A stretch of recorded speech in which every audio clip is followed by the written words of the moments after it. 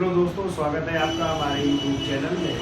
तो देखिए, चर्चा हो रही थी भारत में जो है शिक्षा के विकास की, और हमने जो है पिछले वीडियो में चर्चा की थी कि भारत में शिक्षा का विकास कैसे हुआ। हमने आपको बताया था सर्वप्रथम जो है जब भारत के बंगाल के गवर्नर जनरल थे कौन, वारेन हेस्टिंग्स थे।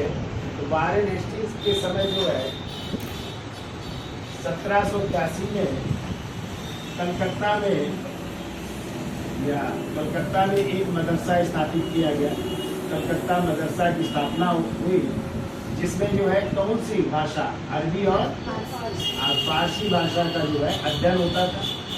और यहाँ पे जो अध्ययन करते थे छात्र, वो जो है दुभाषिया के रूप में कार्य करते थे। किस रूप में? दुभाषिया के रूप में कार्य करते थे। फिर जो है 1784 में इन्हीं वारेन हेस्टिंग्स के समय जो है एक संस्था स्थापित हुई थी, जिसका नाम था Asiatic Society of Bengal. Asiatic Society of Bengal की स्थापना हुई थी। और इसके संस्थापक थे जो है सर विलियम जोन्स। कौन थे? सर विलियम जोन्स थे। ठीक है, कई बार क्वेश्चन पूछा गया है, याद रखिएगा। एशियाटिक सोसाइटी ऑफ बंगाल की स्थापना किसने की? सर विलियम जोन्स ने की। कब की थी? 1784 में की। ठीक है, कहाँ पे की थी? तो स्थान याद रखिएगा, कलकत्ता में की। कहाँ पे? कलकत्ता में की। और इसी संस्था द्वारा यदि आ जाए, पहली पुस्तक कौन सी थी इसका संस्कृत से अंग्रेजी में अनुवाद हुआ था। ठीक है, तो वो थी आपकी, कहीं कहीं आपको नवंबर 1784 मिलेगा, कहीं कहीं मिलता है 1785 में। और उस किताब का नाम है भगवद गीता। क्या नाम है? भगवद गीता। और इस भगवद गीता का अंग्रेजी में अनुवाद किया था चार्ल्स विल्किंस ने किया था। चार्ल्स विल्किंस ने किया था। ठीक है, और भगवद गीता किसका भाग है? महाभारत का। कौन सा पर्व है? छठा पर्व। ठीक है, और आपको पता है महाभारत के रचयिता वेद व्यास है, किस भाषा में लिखी गई है? संस्कृत में। तो इसी भगवद गीता का अंग्रेजी में अनुवाद कर रहे हैं कौन? Charles Wilkins. क्वेश्चन आता है कि इस भगवद गीता की प्रस्तावना किसने लिखी थी? कई बार क्वेश्चन आया है। तो इसकी प्रस्तावना स्वयं जो है उस समय जो बंगाल के गवर्नर जनरल थे वारेन हेस्टिंग्स ने ही इसकी प्रस्तावना लिखी थी। ठीक है, बाकी और पूरा लिखने का काम चार्ल्स विल्किंस ने किया था।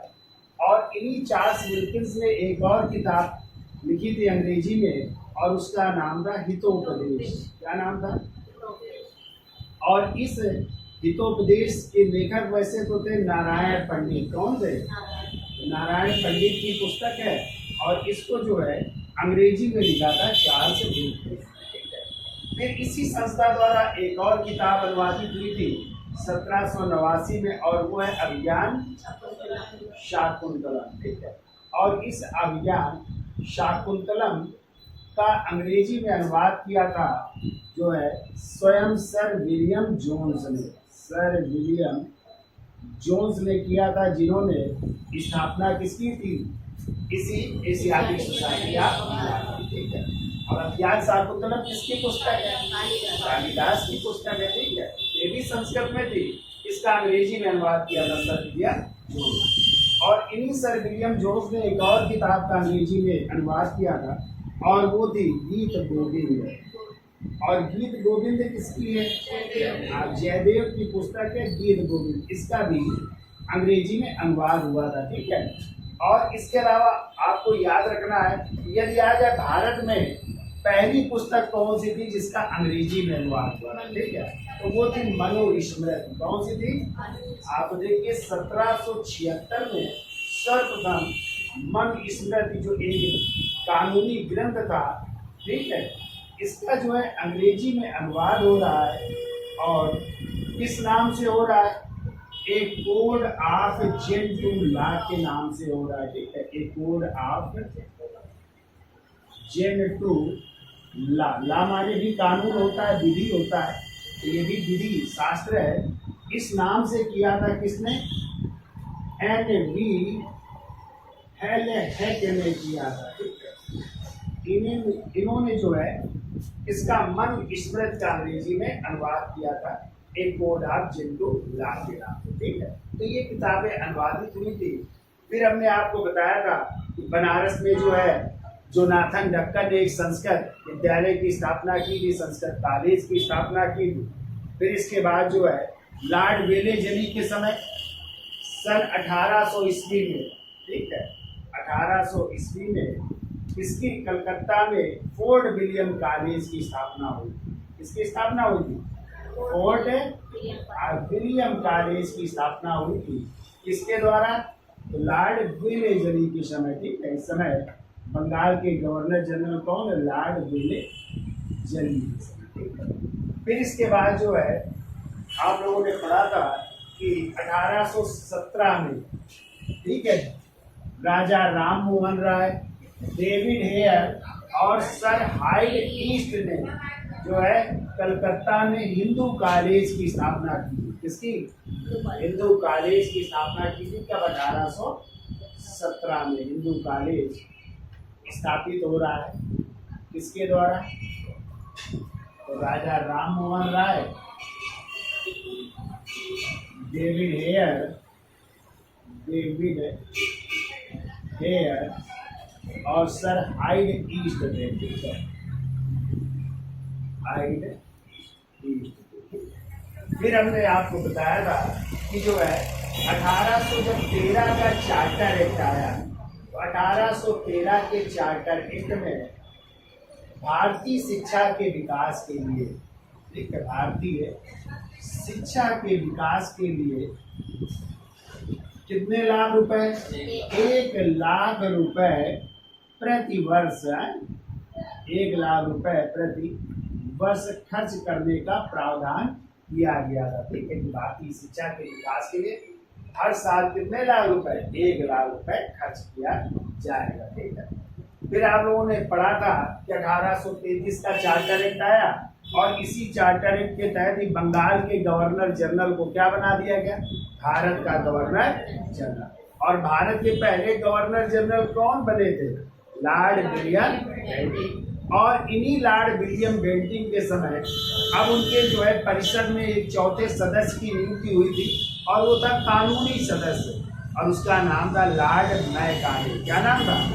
और इन्हीं लॉर्ड मैकाले का एक सिद्धांत था, आप लोगों ने पढ़ा होगा, फिल्ट्रेशन थ्योरी, छनन सिद्धांत पढ़ा है ना। तो छनन सिद्धांत था कि यदि उच्च वर्ग को अंग्रेजी में शिक्षा दी जाएगी तो वो छन छन करके जो निचला वर्ग है वो भी इसको प्राप्त करेगा। तो हमें अलग से अतिरिक्त अंग्रेजी को जो है नहीं थोपना पड़ेगा, सब लोग प्रयास करेंगे, ठीक है। और इन्हीं लॉर्ड विलियम बेंटिंग के समय फिर 8 मार्च 1835 को अंग्रेजी को शिक्षा का माध्यम बना दिया जाता है, ठीक है। अंग्रेजी क्या हो गई? शिक्षा का माध्यम हो गई। अंग्रेजी को लागू कर दिया गया शिक्षा के रूप में। तब 8 मार्च 1835 को किसके समय? लॉर्ड विलियम बेंटिंग के समय, ठीक है।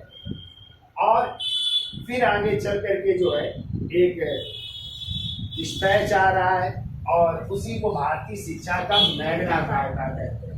तो वो डिस्पैच कौन सा था? 1854 का वुड डिस्पैच था, ठीक है। और इसी वुड डिस्पैच को जो है भारतीय शिक्षा का मैग्ना कार्टा कहते हैं। कई बार क्वेश्चन आ चुका है, याद रखिएगा कि भारतीय शिक्षा का मैग्ना कार्टा किसे कहा जाता है, या भारतीय शिक्षा का अधिकार पत्र या महाअधिकार पत्र किसे कहा जाता है? तो वुड डिस्पैच। और इसी वुड डिस्पैच की सिफारिश पर 1857 में भारत में 3 विश्वविद्यालय स्थापित हुए थे। एक था कलकत्ता विश्वविद्यालय, दूसरा था मुंबई विश्वविद्यालय और तीसरा था मद्रास विश्वविद्यालय था, ठीक है। और इन तीनों विश्वविद्यालयों की स्थापना इसी वुड डिस्पैच की सिफारिश पर की गई और आधार बनाया गया किसको? लंदन विश्वविद्यालय को आधार बना करके, ठीक है।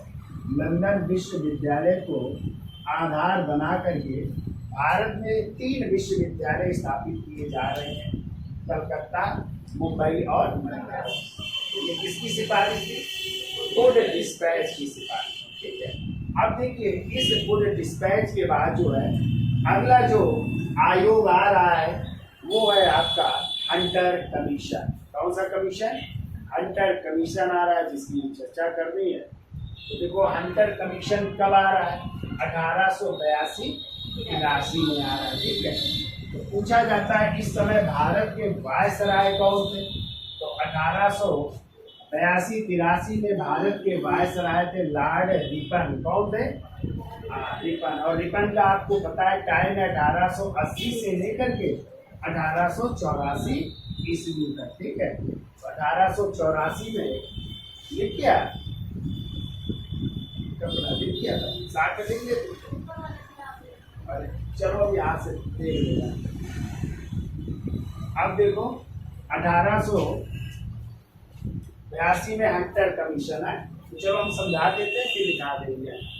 तो देखो इस समय भारत के वायसराय कौन है? वायसराय है लॉर्ड रिपन। कौन है? लॉर्ड रिपन, ठीक है। और ये हंटर कमीशन किसकी अध्यक्षता में आया?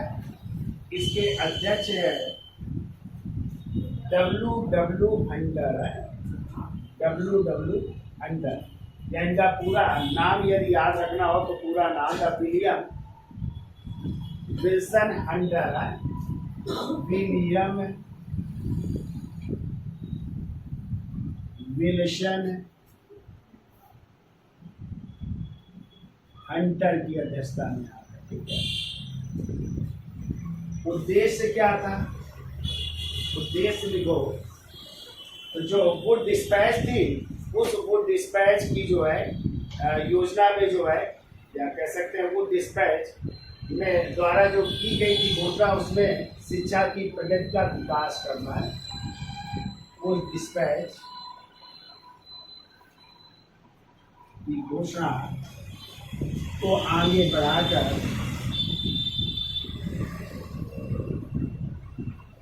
शिक्षा का विकास करना है, शिक्षा का विकास। और इन्होंने जो है किन शिक्षा पर जोर दिया? तो इन्होंने जो है प्राथमिक शिक्षा पर जोर दिया और प्राथमिक शिक्षा के अलावा जो है माध्यमिक शिक्षा पर भी जोर दिया। तो माध्यमिक शिक्षा भी होनी चाहिए, लेकिन यदि आ जाए सर्वाधिक जोर किस पर दिया? तो सर्वाधिक जोर दे रहे हैं प्राथमिक शिक्षा पर, ठीक है। सर्वाधिक जोर दिया गया प्राथमिक शिक्षा पर, ठीक है। तो याद हो जाएगा। तो Wood dispatch sorry Hunter commission कब आ रहा है? 1882-83 में। कौन है वायसराय? Lord Ripon. किसकी अध्यक्षता में आया? W हंटर या विलियम विल्सन हंटर। क्या बात थी इसमें? तो वुड डिस्पैच की घोषणा को आगे बढ़ाकर के शिक्षा का विकास करना। किस शिक्षा पर इन्होंने जोर दिया? प्राथमिक शिक्षा और माध्यमिक शिक्षा पर। लेकिन सर्वाधिक जोर यदि आ जाए किस शिक्षा पर दिया गया? तो प्राथमिक शिक्षा पर सर्वाधिक जोर दिया जा रहा है, ठीक है। अब देखो इसी समय जो है 1882 में आपका एक विश्वविद्यालय स्थापित हो रहा है, पंजाब विश्वविद्यालय। कौन सा? पंजाब विश्वविद्यालय स्थापित किया गया। और आगे चल करके जब आपके भारत के वायसराय बने लॉर्ड डफरिन, ठीक है। तो लॉर्ड डफरिन के समय 1887 में आपका इलाहाबाद विश्वविद्यालय स्थापित किया जा रहा है, ठीक है। तो ये भी कई बार पूछा गया है इलाहाबाद विश्वविद्यालय की स्थापना कब हुई? आप लोग याद रखिएगा 1887 में। कौन है भारत के इस समय वायसराय? इस समय वायसराय है लॉर्ड डफरिन के समय, ठीक है। Lord Dufferin. क्योंकि जब भारतीय राष्ट्रीय कांग्रेस की स्थापना हुई थी 1885 में, तो कौन थे वायसराय? तो इनके समय कौन सा विश्वविद्यालय बना? इलाहाबाद विश्वविद्यालय बनना, ठीक है। अब इस कमीशन के बाद जो है अगला कमीशन आ रहा है रैले कमीशन। किसकी अध्यक्षता में? थॉमस रैले की अध्यक्षता में। कब आया? 1902 में आ रहा है। और 1902 में भारत के वायसराय कौन है? लॉर्ड कर्जन कौन है? लॉर्ड कर्जन के समय आ रहा है। इसका स्क्रीनशॉट ले लो, फिर आगे चलते हैं।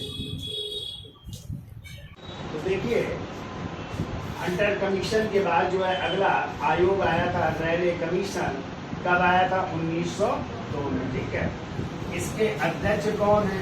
इसके अध्यक्ष हैं थॉमस रैले, पूरा नाम था इनका।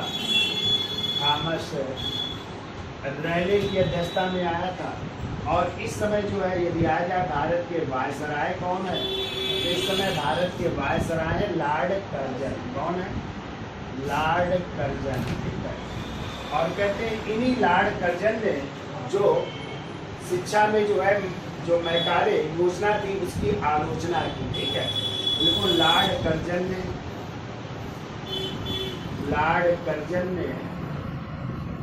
शिक्षा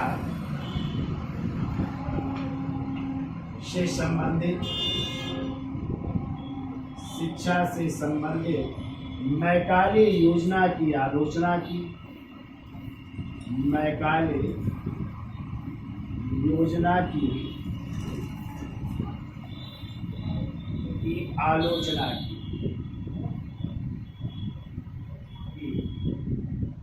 और 1901 में शिमला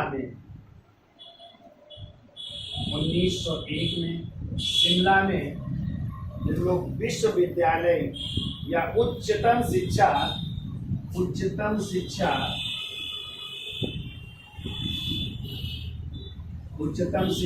व विश्वविद्यालयी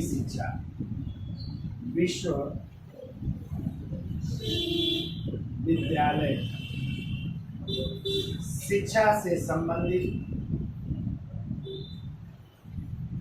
विश्वविद्यालयी शिक्षा से संबंधित उच्च अधिकारियों का एक सम्मेलन। शिक्षा से संबंधित उच्च अधिकारियों का सम्मेलन शिमला में बुलाया गया। शिमला में बुलाया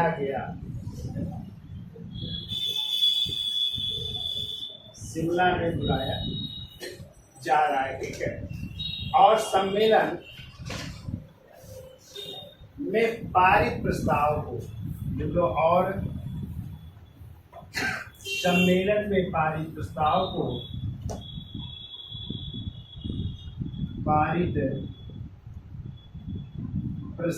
को शिमला सम्मेलन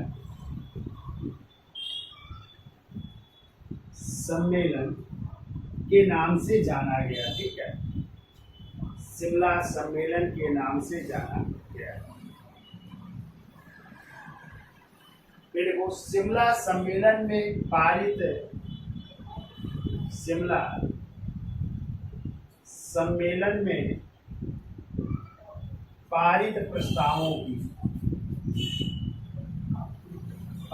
प्रस्तावों की आलोचना के कारण 1902 में थॉमस रैले की अध्यक्षता में 1902 में थॉमस रैले की अध्यक्षता में कौन सा आयोग आया? रैले आयोग बुलाया जा रहा है। ठीक है, थॉमस रैले की अध्यक्षता में रैले आयोग की गठन किया गया। ठीक है, अब आ जाए इस रैले कमीशन में 2 भारतीय सदस्य भी थे। ठीक है, इसमें 2 भारतीय सदस्य भी हैं। 2 भारतीय सदस्य कौन कौन है? तो एक तो है सैयद हुसैन बिलग्रामी। कौन है? सैयद हुसैन बिलग्रामी। और दूसरे हैं सर, उनका नाम था गुरदास बनर्जी थे। ठीक है, दूसरे लिख लो सर गुरदास बनर्जी। ठीक है, गुरदास बनर्जी। इस तरह के 2 भारतीय सदस्य भी थे, एक आयोग। और उद्देश्य क्या था, तो उद्देश्य भी लिख लीजिए ऊपर। उद्देश्य था विश्वविद्यालयी शिक्षा की समीक्षा करना। विश्वविद्यालय शिक्षा की समीक्षा करना,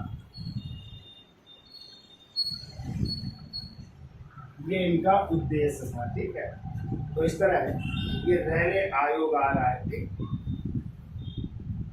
ये देखिए 1904 में रैले आयोग की सिफारिश पर,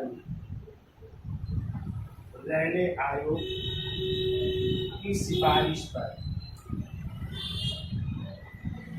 कलकत्ता में, या कह सकते रैले आयोग की सिफारिश पर भारतीय विश्वविद्यालय अधिनियम पारित किया गया। भारतीय विश्वविद्यालय अधिनियम पारित किया गया। विश्वविद्यालय अधिनियम पारित किया गया। इतना नहीं किया। 1904 में रैले आयोग की सिफारिश पर भारतीय विश्वविद्यालय अधिनियम पारित किया गया। अब इसके बाद जो है अगला आयोग आया था, वो था 1917 का सैडलर आयोग। कौन सा आयोग? सैडलर आयोग। और इसी की सिफारिश पर भी कई विश्वविद्यालय स्थापित हुए थे। इसको इसके सारे लोग फिर आगे चलते हैं। तो देखिए 1917 में एक फिर आयोग आ रहा है, सैडलर आयोग। तो इसके अध्यक्ष हैं, अध्यक्ष पूरा नाम इनका माइकल सैडलर। और ये जो है लीड्स विश्वविद्यालय, लीड्स विश्वविद्यालय के उप कुलपति थे। ठीक है, उप कुलपति। तो इनकी अध्यक्षता में ये आयोग गठित किया जा रहा है। और इस समय जो है भारत के, यदि वायसराय की बात की जाए, इस समय भारत के वायसराय हैं चेम्सफोर्ड। कौन है? नाम सुना है? मॉन्टेग्यू चेम्सफोर्ड सुधार अधिनियम 1919 शायद, है ना? तो मॉन्टेग्यू भारत सचिव थे और चेम्सफोर्ड क्या थे? भारत के वायसराय थे। ठीक है, अब इसमें देखो सदस्य भी हैं। तो सदस्य कौन कौन लोग हैं, तो उनको भी लिख लीजिए। इसमें सदस्य है आपके भारतीय सदस्य जियाउद्दीन अहमद, जियाउद्दीन अहमद, और दूसरे हैं सर आशुतोष मुखर्जी, सर आशुतोष मुखर्जी है। ठीक है, तो ये 2 भारतीय सदस्य हैं, याद रखिएगा, भारतीय सदस्य। और यही आशुतोष मुखर्जी, याद रखिएगा, कलकत्ता विश्वविद्यालय के प्रथम भारतीय कुलपति थे। लिख लेना, कलकत्ता विश्वविद्यालय के प्रथम भारतीय उप कुलपति भी बनेंगे हैं, उप कुलपति ये बने थे। ठीक है, उद्देश्य क्या था? इसका उद्देश्य था कलकत्ता विश्वविद्यालय की जो समस्याएं थी, ठीक है, उनके अध्ययन के लिए इस आयोग का गठन किया गया। तो कलकत्ता विश्वविद्यालय की समस्याओं के अध्ययन हेतु, समस्याओं के अध्ययन हेतु